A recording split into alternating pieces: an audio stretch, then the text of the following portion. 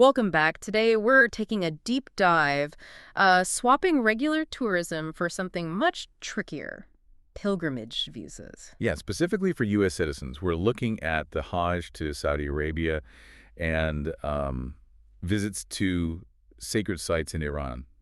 Two very different situations. And right off the bat, the core idea is different, isn't it? Not like getting a tourist visa. Exactly. Tourist visas are mostly transactional, money for access, basically. Yeah. Pilgrimage visas, they're fundamentally about access, yes, but also about control. Control. Is that mostly about, security, Yeah. like managing the massive crowds for the Hajj or verifying faith? It's really both, plus a third thing. That's why it gets complicated. You've got one, verification of faith. Are you genuinely a follower? Okay. Two, security and order. Think millions of people, huge logistics. And three, upholding strict religious and cultural law. It's all intertwined. Okay, let's dig into the Hajj first. The golden rule is a U.S. citizen cannot apply directly at all. Nope.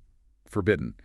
You must go through a government-approved Hajj travel agency, period. And why is that? That seems counterintuitive for a personal religious duty. It hits that security and order point directly. Saudi Arabia basically outsources the logistics, housing, transport, crowd management to these pre-vetted agencies. Ah, okay. So they handle everything before you even get there. Precisely. Yeah. And that leads straight to the cost issue. Right, because the visa itself is technically free, I read. Correct. The visa costs nothing. But the mandatory package from the agency, Mm-hmm. that's where the cost lies. And we're talking, what, $8,000, $20,000? Easily. Sometimes more. Mm. Flights, accommodation, local transport, it's all bundled and it's non-negotiable. You're paying for that managed access. Wow. Okay, what about the specific requirements? Verifying faith. Yep. You need proof of Islam. Yeah. For converts, that specifically means getting a Shahada certificate from a recognized Islamic center. A formal declaration. Exactly. And health-wise, there's a non-negotiable.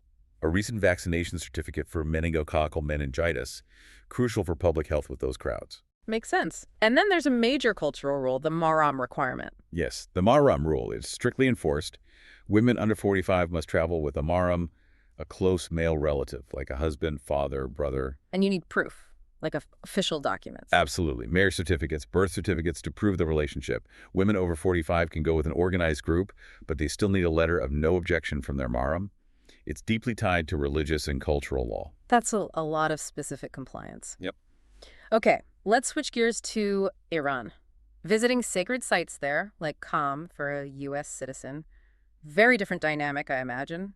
Geopolitics involved. Totally different ballgame. The golden rule here is driven by the political climate. U.S. citizens cannot travel independently. Full stop. Right. Meaning you must have a government-approved guide with you for the entire trip. And your itinerary is fixed, pre-approved, and you stick to it. No wandering off. And the bureaucracy sounds intense. You don't just apply to an embassy. No. You have to work through an authorized Iranian tour operator first. They submit everything, your details, your itinerary to the Ministry of Foreign Affairs, the MFA, in Tehran. For vetting. For serious vetting. If, and it's an if, they approve it, the MFA issues an authorization number. Okay, an approval code. Then what? Here's the unique hurdle. That number doesn't go to you, or even an Iranian embassy in the U.S., because, well, there isn't one. Right, so where does it go? It gets sent to the Iranian Interests section, which is located within the Embassy of Pakistan in Washington, D.C. Wait, so let me get this straight for listeners.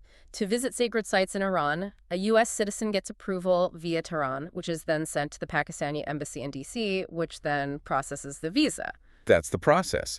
It highlights the lack of direct diplomatic ties right there in the visa logistics. Definitely underscores the complexity. Yeah. And the timeline must be unpredictable. Very. That's why the advice is always start early, like 6 to 8 months in advance, minimum. Be prepared for delays or even rejection. So wrapping this up, what are the big takeaways for someone listening, maybe thinking about one of these journeys? I think the main thing is understanding these aren't just procedural hoops.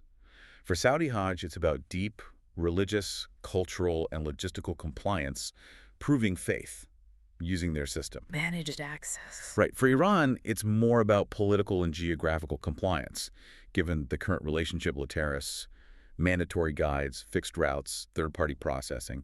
The key is always use the specialists, the approved agencies or operators, and be totally transparent about your purpose. Don't try to game the system. Absolutely not. Recognize these rules come from very deep-seated realities, religious, cultural, political.